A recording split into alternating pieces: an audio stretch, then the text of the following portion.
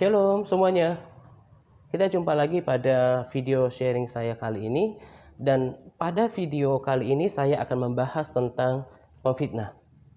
Saya cukup yakin bila akan ada banyak orang Kristen yang merasa terhakimi dengan video saya kali ini. Karena setelah saya perhatikan respons beberapa orang dari video-video saya sebelumnya, mereka tak sedikit jumlahnya yang merasa terhakimi oleh video-video yang saya buat gitu. Padahal sesungguhnya isi daripada video-video tersebut adalah nasihat dan teguran untuk kita, dan itu saya ambil dari kebenaran firman Tuhan. Nah, apalagi kalau kali ini saya berbicara tentang penfitnah, maka saya yakin akan ada orang yang merasa tertuduh lalu membela diri dengan berkata bahwa ini video menghakimi gitu ya. Jadi saya sebetulnya sangat prihatin melihat sikap orang Kristen kebanyakan yang tidak bisa membedakan antara memberi nasihat, kemudian ditegur atau dihakimi gitu ya. Nah, tetapi yang saya tahu adalah sederhana seperti ini. Jadi andaikan ada sebuah kasus, misalnya seseorang kehilangan, lalu kemudian seseorang ini bertanya kepada si A, katakan seperti itu. Saya kehilangan jam tangan misalnya. Lalu apakah kamu lihat gitu ya? Seseorang yang kehilangan ini sesungguhnya bertanya dengan hati yang murni gitu. Nah, tetapi kalau orangnya tersinggungan gitu ya, apalagi tertuduh, maka dia akan membela diri dengan berkata hal-hal yang tidak pantas, mungkin marah dengan reaksi yang mungkin menyerang balik gitu ya. Mungkin juga seperti kata-kata, kamu ini menuduh saya, emangnya saya apaan atau bagaimana gitu ya. Maka akan ada kata-kata pembelaan diri. Nah, beda kasus dengan misalnya seseorang yang kehilangan ini kemudian bertanya kepada si B gitu ya, yang memang tidak merasa tertuduh gitu ya. Seseorang yang kehilangan ini bertanya bahwa saya kehilangan jam gitu, apakah kamu tadi ada lihat gitu ya. Maka sikapnya akan berbeda gitu ya. Dia akan menunjukkan rasa peduli atau merasa iba gitu ya. Bahkan kalaupun dia dituduh gitu ya, atau mungkin karena cuma kita berdua loh di sini gitu ya. Siapa yang ngambil kalau misalnya katanya gitu ya. Nah, maka orang yang merasa orang yang diajak ngobrol ini yang merasa tidak tertuduh akan bisa menjelaskan dengan kata-kata yang baik, menerima dengan baik. Bahkan dia akan bilang, saya bisa menduga bahwa ada tawaran yang berkata bahwa ya oke, kalau memang kamu merasa saya yang ambil, saya bisa ganti gitu. Karena saya tidak merasa ambil, tapi kalau memang kamu membutuhkan jam itu, saya bisa ganti gitu ya. Nah, ini adalah dua respons yang berbeda dari dua hati yang berbeda gitu ya. Yang satu merasa langsung tertuduh, merasa terpojokkan, merasa terhakimi gitu ya. Akhirnya suasana menjadi keruh gitu ya. Gak dapat menyelesaikan sebuah masalah. Nah, sementara orang yang berbeda tadi malah justru akan menimbulkan respek yang baik dari seseorang yang kehilangan jam tadi. Nah, itu adalah salah satu ilustrasi daripada gambaran orang-orang yang mendengarkan sharing saya gitu ya. Tak jarang orang yang merasa terhakimi. Salah seorang sahabat setia saya yang bagikan di akun pribadinya, lalu ada temannya atau mungkin kenalannya berkata, "Loh, kok jadi menghakimi?" gitu ya. Nah, Sebetulnya itu hanya salah satu daripada kebanyakan orang yang mendengarkan sharing saya. Mereka malah marah balik, merasa terhakimi, merasa tertuduh gitu ya. Nah, saya sih yang terjadi adalah keprihatinan gitu. Karena kalau seseorang sudah membela diri, bahkan menjadi marah gitu ya, maka dia tidak akan dapatkan pesan penting dari firman Tuhan yang selalu saya bagikan gitu. Nah, saya berharap ke depan setelah orang-orang yang mendengarkan video saya semakin terbiasa dengan sharing yang saya bagikan yang cenderung memberikan nasihat, teguran gitu ya. Diberikan hikmat oleh Tuhan supaya bisa membedakan manakah nasihat, manakah didikan, manakah menghakimi. Karena bagi saya menghakimi adalah dosa. Jadi bagaimana mungkin saya memberitakan kebenaran tapi menghakimi gitu ya. Saya sungguh berdoa supaya Roh Kudus memberikan setiap orang yang mendengarkan video saya ini hikmat untuk bisa membedakan apakah video ini menasihati, mengingatkan, menegur atau menghakimi gitu ya. Oke, sekarang kita akan masuk pada topik saya kali ini adalah pemfitnah atau memfitnah gitu ya. Beberapa minggu yang lalu salah seorang nyelonong masuk ke video saya di YouTube bilang bahwa kamu lakukan ini untuk motivasi uang gitu ya. Mengatakan kata-kata yang tidak bertanggung jawab gitu ya. Lalu saya baca, saya hapus saja karena memang proses Tuhan telah mempersiapkan diri saya untuk menghadapi respons atau komentar-komentar yang kosong seperti itu gitu ya. Ya kalau saya harus perhatikan semuanya kan kata-kata yang kosong, kata-kata yang nggak mutu, ya nanti hati saya penuh dengan sampah gitu ya. Jadi saya nggak bisa maju terus untuk menuntaskan panggilan Tuhan dalam kehidupan saya gitu. Rasanya kemarin saya mendengarkan sharing dari salah seorang hamba Tuhan yang sekarang sedang dipakai luar biasa oleh Tuhan di tanah air ini. Dia berbagi salah satu pesannya adalah bagaimana kita ini tidak boleh saling menjatuhkan, apalagi sama-sama orang percaya, apalagi sama-sama pelayan Tuhan gitu ya. Nah, setiap kita ini punya punya tanggung jawab untuk mengerjakan proyek yang besar gitu. Nah, jauh sebelum itu juga saya pernah dengarkan juga sharing ibu ini yang dimana memang akan ada orang yang mencoba untuk mengganggu kita gitu ya. Orang-orang Kristen yang memang tidak sungguh-sungguh dalam Tuhan, iblis bisa pakai loh untuk apa? Untuk menghentikan visi Tuhan dalam diri seseorang. Nah, iblis itu kan roh gitu ya. Iblis itu kan roh dan dia butuh hati yang tidak suci, tidak kudus untuk dipakai, diperalat menyerang orang-orang Kristen gitu ya. Orang-orang yang punya visi besar itu tidak terlepas daripada tantangan bahkan dari kalangan orang percaya itu sendiri. Semakin tinggi pohon, maka anginnya semakin kencang gitu ya.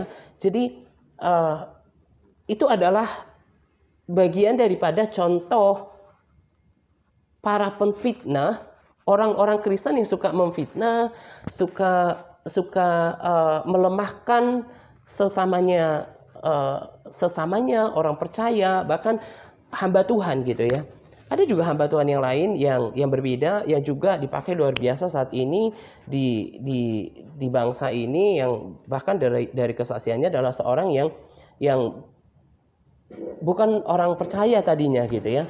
Nah, dia juga pernah saya dengar berbagi bahwa Tuhan kuatkan saya gitu ya untuk menjaga hati supaya saya bisa tidak terpengaruh dengan orang-orang yang memfitnah. Jadi pemfitnah itu eh, pemfitnah itu tidak jauh-jauh dari kalangan kita. Orang-orang Kristen, bahkan para pelayan Tuhan yang memang tidak sungguh-sungguh hidup dalam kebenaran firman Tuhan. Nah, orang Kristen yang takut akan Tuhan tentu tidak mau dipakai oleh si jahat untuk memfitnah. Nah, orang yang takut akan Tuhan tentu akan menjauhkan dirinya dari fitnah. Kemarin pada video tentang perzinahan gitu ya, saya juga sudah bacakan ayat tentang ayat di 1 Korintus 6 ayat 9 sampai 10. Nah, kali ini juga saya akan bacakan ayat yang sama karena di dalam ayat ini juga dituliskan tentang pemfitnah. Di ayat 9 berkata bahwa, atau tidak tahukah kamu bahwa orang-orang yang tidak adil tidak mendapat bagian dalam kerajaan Allah. Janganlah sesat orang cabul, penyembah berhala, orang berzina, banci, orang pemburit. Lalu ayat 10, pencuri, orang kikir, pemabuk, pemfitnah, dan penipu tidak mendapat bagian dalam kerajaan Allah. Tidak mendapat bagian dalam kerajaan Allah itu sama artinya tidak masuk surga alias masuk neraka gitu ya. Nah, sebetulnya ada beberapa ayat firman Tuhan yang melarang kita supaya jangan memfitnah. Janganlah kamu saling memfitnah. Kemudian janganlah ada kata-kata fitnah keluar dari mulutmu gitu ya. Ada beberapa ayat firman Tuhan yang kalau saya sebutkan di sini nanti akan terlalu panjang. Anda bisa dengan mudah mencarinya dengan smartphone Anda, cari kata-kata fitnah, maka akan muncul larangan Tuhan supaya tidak melakukan fitnah dalam Alkitab kita. Nah, hanya satu saja yang saya mau sampaikan pada saat ini, yang tadi di 1 Korintus 6 ayat 9 sampai 10, karena pada ayat ini lengkap dituliskan juga sanksi daripada perbuatan ini. Kalau seseorang memfitnah orang Kristen, apakah dia Kristen keturunan, rajin ke gereja, rajin berbagi posting gitu ya, bahkan melayani, tetapi kalau dia tidak menjaga mulutnya dari fitnah, maka firman Tuhan berkata bahwa ia tidak akan pernah mendapat bagian dalam kerajaan Allah. Itu jelas. Nah, kalau saya katakan nanti ini kan gara-garanya karena nggak baca firman, nanti ada juga yang merasa terhakimi. Tapi kan faktanya begitu. Kenapa orang kemudian dengan sembarangan melakukan berbagai dosa? Salah satu faktor penyebabnya adalah karena kurangnya pengetahuan tentang firman Tuhan.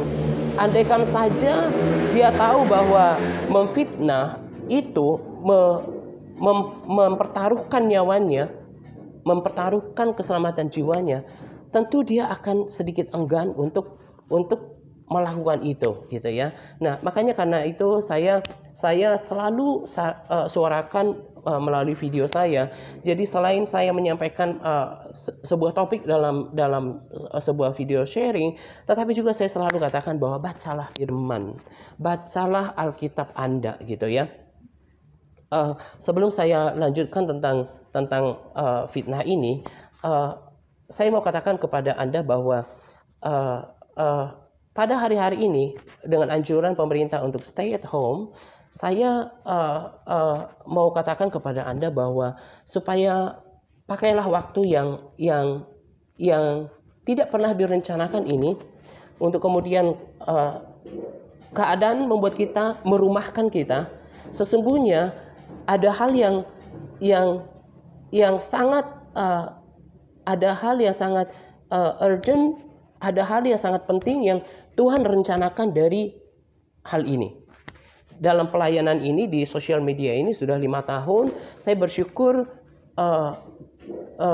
Tuhan melengkapi pelayanan ini dengan salah satu jawatan dalam pelayanan adalah kenabian.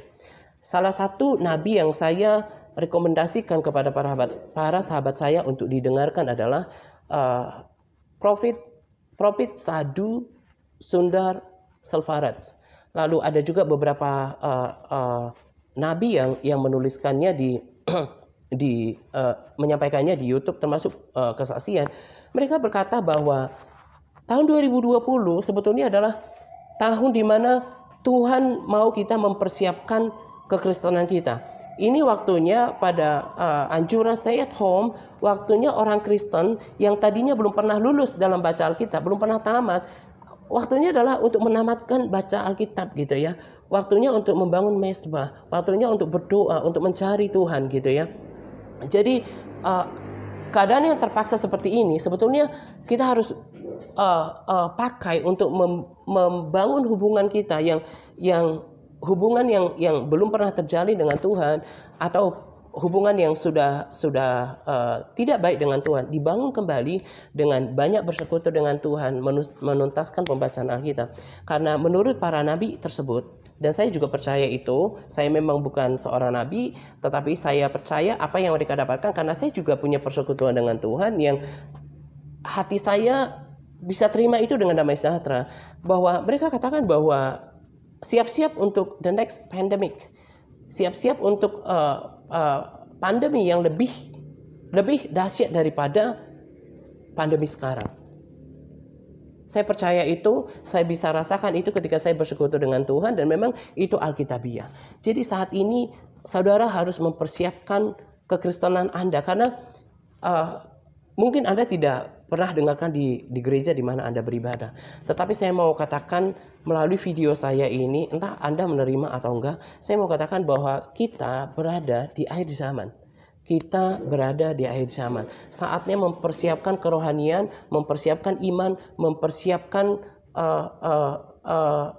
kerohanian yang tangguh untuk menghadapi kesukaran yang akan datang gitu. Nah, kembali saya lanjutkan tentang pemfitnah. Apa sih artinya memfitnah?